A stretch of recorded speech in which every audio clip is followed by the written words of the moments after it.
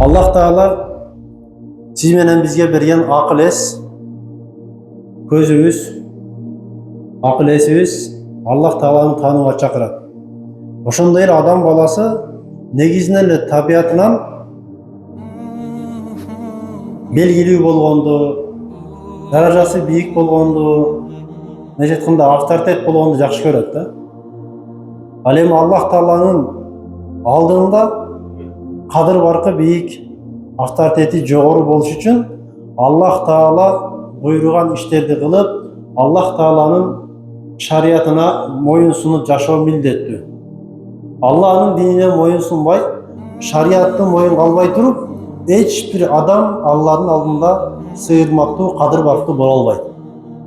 Allah Teala siz menen bizdi bu dünyada Allah'ını tanıp, ibadat kılıp, bu dünyada dağı, ahirette dağı baktılığı olsun deyip, Allah Teala dindi bergen, şariatı verdi. Alemi din, şariat siz menen bizde okup öğrenүү menen amal kılуу menen gana bolot da. Аны уктап турсаң эле түшүңө кирип анан өзүңө эле вахый келип, эртең турсаң болуп кетпейсиң да.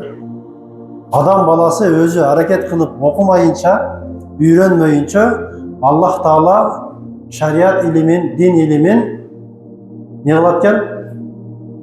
Ал инсанга ыхластуу, күйүмдүү кылып өз аракет кылмайынча жукпайт экен да. Allah Taala'nın ilimi ушундай. Allah Taala kimge kaalasa ошого берет экен да. Kur'an okuu, din okuu, şariat үйрөнүү, namazda bolуу, dinde bolуу, dinge kızmat kılуу bunun barысы pendenin kaalоосу эмес, балким Allah Taala ыра көрмөйүнчө болбойт экен да. Ал эми Allah Taala siz menen bizge өзүнүн hidayatın, жакшылыгын ыра көрүүsү үчүн biz Allah Taala'dan soranıp, жалбарып, дуа кылып, ошонун себептерин аткарышыбыз керек. Пайгамбар айтат: "Фама юридиллаху бихи хайран юфақиху фид-дин." Allah Taala kimге жакшылыкты кааласа, ага динден түшүнүк берет. Аны динге алып келет. Намаз окууга, Kur'an окууга, динде болууга, мечитке келүүгө, din kızmatların kılууга Allah Taala al kişinin köprüğüne salıp koyat, al işler жеңил болот. Alemi baylıktı, beylikti, mansaptı dünyönü Allah Taala süyse süymese de pendesine verir. Alem baylık, beylik, bu dünya bizim kadır barkımızı kötüre turan nerse emezken. Balkim al nerseler bizde Allah Taala'dan alыстатып да коюшу мүмкүн, Allah'a жакындатып да коюшу мүмкүн да. Эми Allah Taala кайсыл бир пендеге жакшылык кааласа, ал киши динден түшүнүк алса, дин үйрөнсө, Kur'an окуса, шариатты билсе, адал арамды, сооп күнөөнү билсе, Allah Taala ал кишиге байлык берсе да адашпайт да. Allah Taala ал кишиге бийлик берсе да адашпайт. Элдин акысын жебейт, жетимдин акысын жебейт. Балким адилеттүүлүк менен тура чечим кабыл алып, өзүнө дагы зулум кылбайт, башкаларга дагы зулум кылбайт. Аллах Таала берген диндеги түшүнүгүнүн берекесинен ал киши бул дүйнөдө тапкан байлыгын дагы туура жака жумшай алат, акыретте да бактылуу инсандардын катарына кошулат болгон. Ал эми Аллах Тааланын динин окуп үйрөнүү албетте бул оңой нерсе эмес бирок. Болгону аракет керек. Жакшы чечим кабыл алып, үзгүлтүксүз сабак алып, ичине бир убакыт бөлүп, акырет илимин алып ала турган болсо, бул дүйнөдөгү бир канча көйгөйлөрдүн чечилүүсүнө дин, шариат илимдери жардам берет. Allah Taala Kur'an-ı Kerim'de Zumar surесinin 9. ayetinde mınday deydi: "Euzu billahi mineşşeytanirracim. Kul hel yestevillezine ya'lemune vellezine la ya'lemun." Sadakallahul azim. Aytkın, Allah'ın aldığında bilgenler menen bilmegenler teң bola alabı deydi. Hiç kaçan bilgen adam menen bilmegen adam teң bola algan emez. Dünyalik işte dağı, akiretlik amalda dağı. Allah'ın aldığında dağı, adamların aldığında dağı ardayım bilgen adam, közem adam, ilimli adam, meyli al ilim, şariat taraftan olsun, dünya taraftan olsun. Adamlar göz karşında ardayım, kolunda öneri var, ilim var, bilim var, faydasını tiyetiren insan ne var? Faydası tiyetiren insan arasında çoğur. Ошондуктан Аллах Таала siz менен bizge окугула, илим алгыla, din үйрөнгүлө анткени эч качан билген инсандар менен билбегендер тең боло албайт дейт. Ошондой эле башка бир аят айтат. Фас'алу ахла зикри ин кунтум ла та'ламун. Эгер силер билбесеңер, билгендерден сурагыла дейт. Билбеген нерсени билгендерден суроо адамды кады баркын түшүрбөйт, балким адамды жаңылуудан, адашуудан тосот. Жамандыктан сактанууга себеп болот. Ал эми билбеген нерсени башкадан сурабастан өзү болжомолдуу түрдө мейли диний иштерде болсун, же дүйнөви иштерде болсун, билбестен эле болжолдуу түрдө кыла бере турган болсо, ал кишиге сөзсүз түрдө эмне болот? Бир зыян жетет да. Ең эле жөнөкөй курулуш, үй курсаңыз, же болсо бир машина алсаңыз, ошол имаратты курарда устадан сурайсыз, кандай кылып курсам жакшы болот, бекем болот. Машина алсаңыз түшүнгөн кишиден сурайсыз, кайсы машина алсам жакшы болот. Ошол сыяктуу туугандар, шарияттагы, диндеги маселелерди дагы ар дайым билген адамдан сурап, билген адамдан суроосун жообун алып алган жакшы болот. Ал эми дин иштеринде билбестиктен болжолдуу түрдө миш-миш менен эле менимче боло берет, мындайына болуш керек деп фатваларды чыгарып, өзүбүзчө жол ачып, өзүбүзчө жол жаба турган болсок, биринчи өчүрөттө туугандар, ошол суроо берген кишиге биз зулум кылабыз. Билбегенден кийин, так билбегенден кийин жооп бербеш керек да. Биз болжолдуу түрдө ага жооп берип койсок, ал бизге ишенип бар амал кылса, ал акыретине зыян кылса, биз бир кишинин акыретине зыян кылган болобуз да. Ошондуктан туугандар, диний иштерде, диний маселелерде колдон келишинче билгендерден сурап алган жакшы. Анткени китептерде келет. Эгерде доктор, врач кайсы бир оорунун дартын, шифасы кайсы жакта экендигин билдирип, ошону дарыласа оңой болот дейт. Ал эми билбестен эле болжолдуу түрдө оорунун дарылай турганысы эмне болот? Же сакаят, же өлөт да. Эгерде докторлор, врачтар адашса дейт, бир кишинин өмүрүнүн аягына жетет дейт да.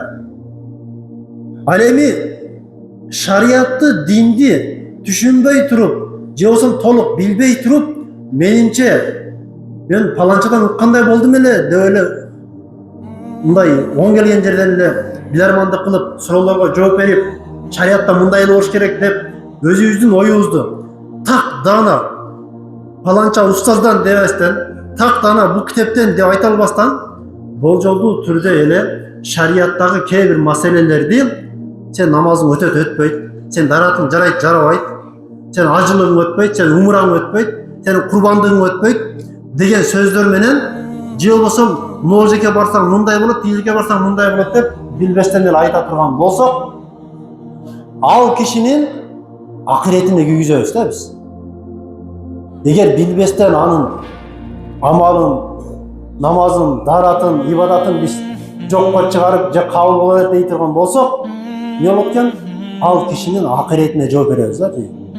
Кыяматта эң чоң суроолордун бири сен өзүңдүн мойнуңдагы ибадатыңа, үй бүлөңө, бала чакаңа жооп бере албай жатканда сенин үстүңдөн айылдаштарың, туугандарың, элдер келип алып, менин намазыма сен ушинтип жооп бергенсиң, мен орозома мынтип жооп бергенсиң, мен сага ишенип ушуну кылганмын, кана жооп бер деп, кыяматта өзүңүн ибадатыңа жооп бере албай турган күндө башка бирөөлөрдүн ибадатына дагы биз жоопко тартылып калабыз да.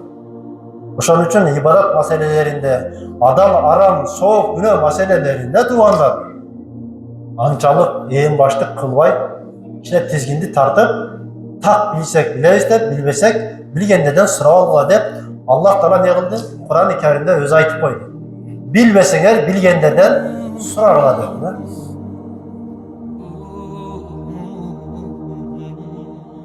İmam Abu Hanife rahmetullahi aleyh. İmam Abu Hanife'nin doğrunda ilim uşunçalık önükкен, бирок fitnaçılar da ошончолук өнүгүп кеткен болчу. Акыйда тарабынан, фикх тарабынан bir канча фиркаларга бөлүнүп, элди бөлүп жарып башка болуп, ал учурда кээ бир падышалар зулумдук кылып, казыларды, муфтийлерди падышалар башкарып, өкүмдү тура эмес чыгартып, ушундай бир заманга түшкөн экен. Ошондой замандардын биринде имам Абу Ханифага bir падыша кат түрүндө жазып эки нөкөрүн жиберет. Менин эки уулум бар. Сиз илимдүү, билимдүү, жакшы киши экенсиз, алым экенсиз. Эгер мүмкүн болсо, менин үйүмө, хан сарайыма келип, ушул эки балама сабак берсеңиз деп жөнөтөт.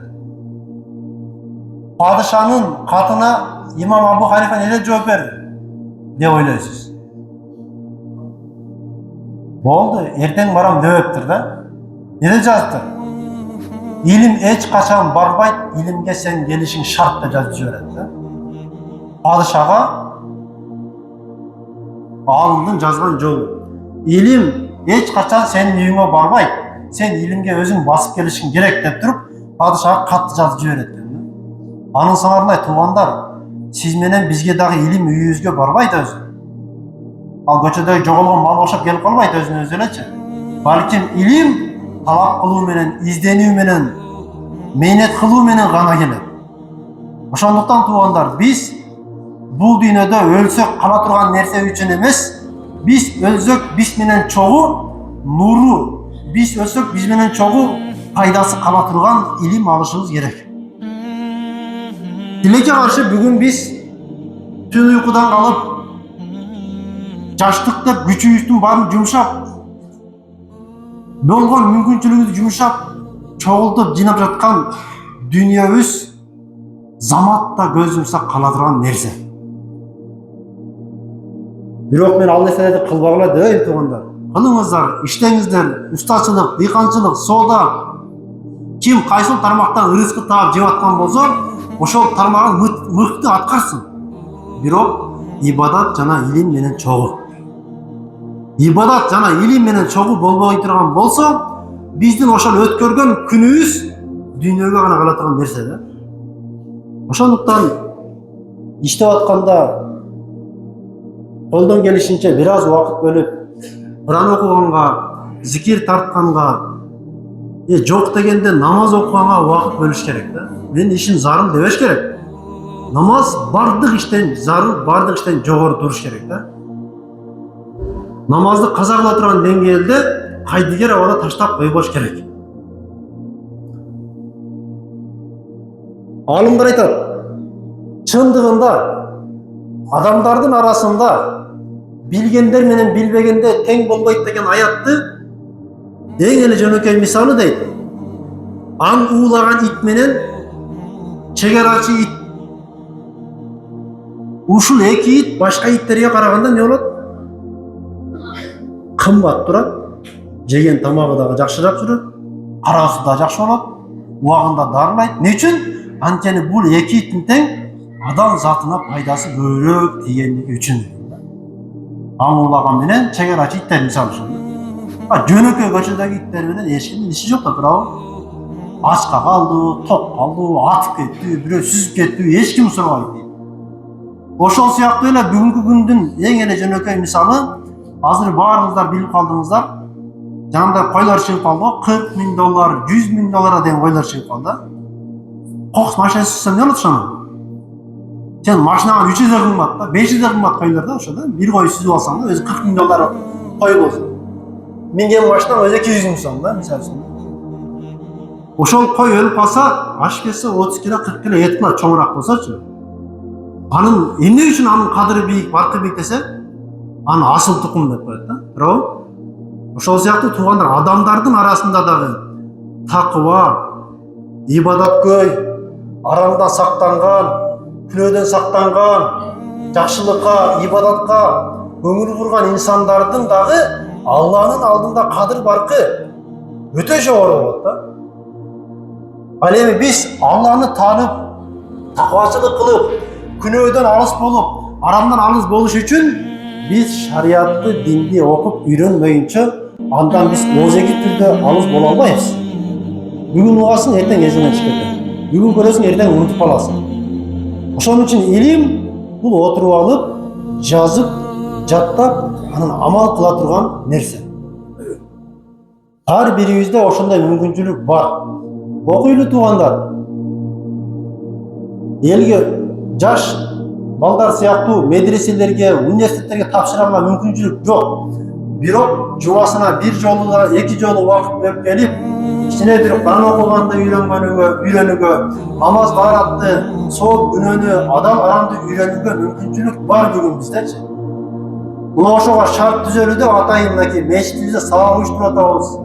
Өткөн жумада айтканбыз туугандар, келиңиздер, катталыңыздар, окуңуздар. Эң эле жөнөкөй намаз окуп аткан инсандар намаз араттын илимин жакшылап окуп үйрөнүп алыңыздар. Андан сырткары эң зарыл маселе болгон жакын тууганыңыз каза болуп калса, анын сөгүн кандай кылып коюш керек? Колун кандай кылып коюш керек? Жабын кантип такыш керек? Бутун кантип байлаш керек? Кийимин кантип четиш керек? Аны майран сууга алганда кантип алыш керек? Ага кепин бычканда кантип бычыш керек? Аны гусул алганда кантип гусул алдырыш керек? Мүрзөнүн ичине лакытка киргизгенде кантип киргизиш керек? Ушул сыяктуу эң зарыл маселе баарыбызга керектүү маселе да. Ушуларды үйрөнүп алайлы туугандар. Баарыбыздын башыбызда бар.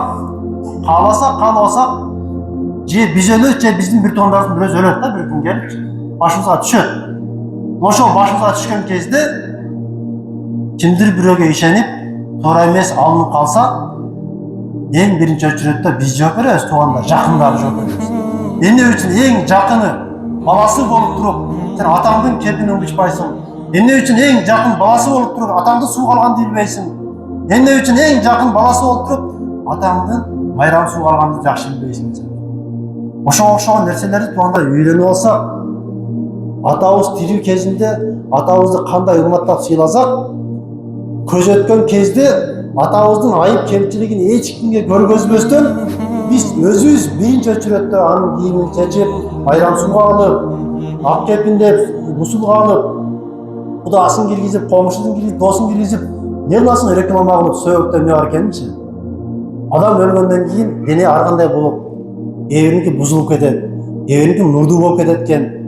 Ошон үчүн эң жакыны балдары, бир туугандары ушул нерсени үйрөнүп алса, өлүктүн да кадырын башкаларга төктүрбөйт экен да туугандар. Ошондон туугандар, колдон келишинче 15-сентябрга чейин каттоо жүргүзөбүз. Ким окуй турган болсо, келип катталыңыздар. Кур'ан окуганды үйрөнөсүзбү, намаз окуганды үйрөнөсүзбү, айрат алганды үйрөнөсүзбү, же майытты кантип узатканды үйрөнөсүзбү? Айтор кандай болбосун.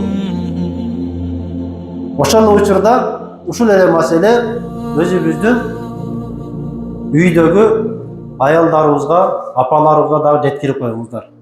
Апаларыбызга дагы, келиндерибизге дагы ушул маселе өтө зарыл туугандар. Көрүп турасыздар, өзгөчө той аштарда, баталарда эркектерден биринчи аялдар беларман болуп чыгат. Андай кыл, мындай кыл, тиyin тияка кой, муну бияка кой. Аны алып кел, буну алып кел. Бул болбойт, тиги болот деп, фатванын баарын ошо катындар чыгарат, аялдар чыгарат. Ошон үчүн экен энелерге да айтыңыздар. Сабак уюштуралы, энелерге өзүнчө бул жакта атайын илимдүү келиндер бар, ошолор сабак берсин. Эркектерге биз сабак берели. Ушу мечитибизде шарт түзүп атабыз Кудай кааласа. Жумасына 2 жолу.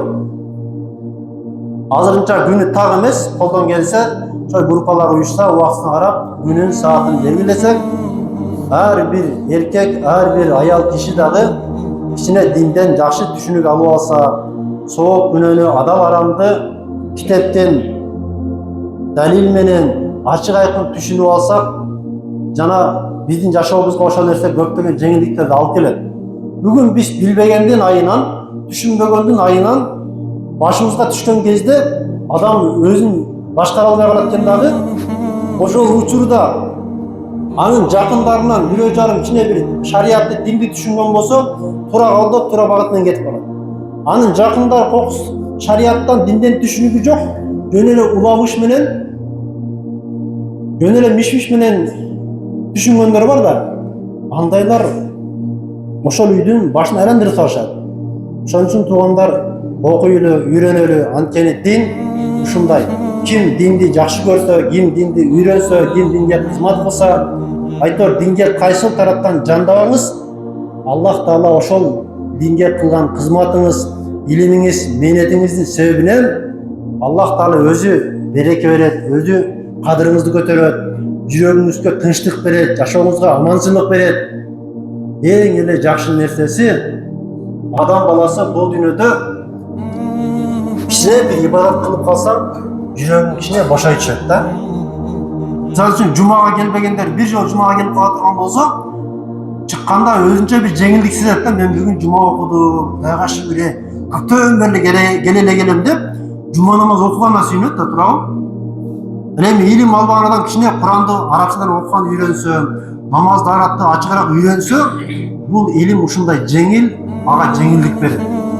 Пайгамбар айтат: эгер кайсыл бир мусулман адам шарияттан бир илимди окуп үйрөнсө, ошол илимди үйрөнгөндүгү үчүн амал кыла элегеле учурда үйрөнгөндүгү үчүн Аллах Таала ал кишиге 1000 рекет нафил намаз окугандын сообун жазат. Шарияттагы бир өкүмдү билип үйрөнүү 1000 рекет нафил ибадат намаздан жакшыраак экен. Азыр куттандан багындакка чейин намаз окусам 1000 рекетке жетишпейсиң азыр. О таравих намаз бүткүнчө ыйлай берип атабыз го, кээбиз чыдай албай келбей койгондор болуп турабы? 20 рекетке чыдай албайбыз го. 1000 рекет нафил намаз окуп үйрөнүү шариятта бир илимдин өкүмүн билгенге ошол алып барат экен туугандар. Ошон үчүн туугандар, келиңиздер, окуйлу, үйрөнөлү.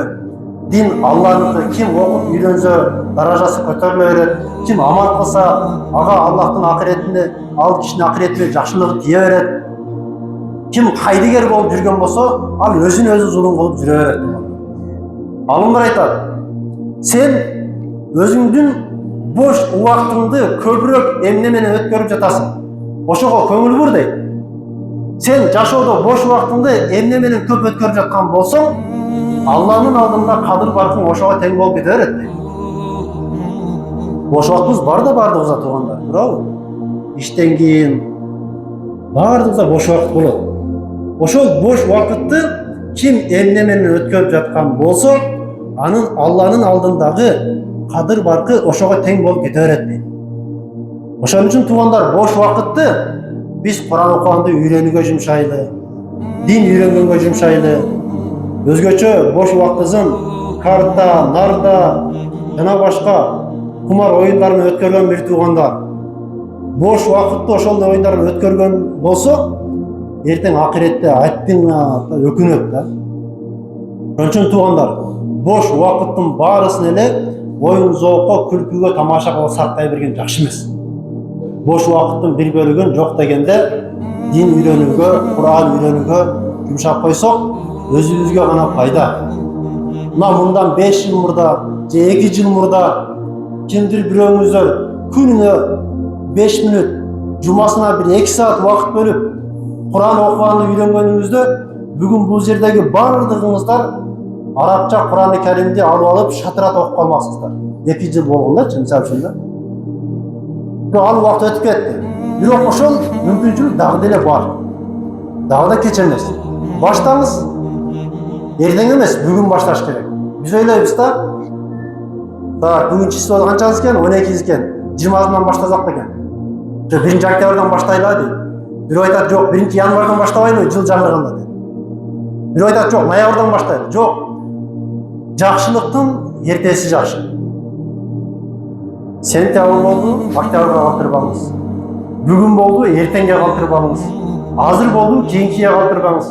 Жакшылык ишти ойлонбостон эле Алла ыраазылыгы үчүн мен убактымды динге бөлөм. Алла разылыгы үчүн мен убактымды Куранга бөлөм деп өзүңүз чечим чыгарып койсоңуз, Аллах Таала сиз пландай албай жаткан, сиз бөлө албай жаткан убактыңызга берекени өзү берип коет. Жашообузга дин, Куран аралашмайынча убактыбызда береке болбойт да. Замат да өтүп кете берет, жетишпей кала бересиң. Бүгүн эртең Кудай кааласа Куранды баштагандар кышы менен окуп үйрөнсө, жазган мал Куран айы келгенде, Ороз айы келгенде Кудай кааласа алдына китеп коюп, Куран айында Куранды ачып окуганга мүмкүнчүлүккө ээ болуп калат да.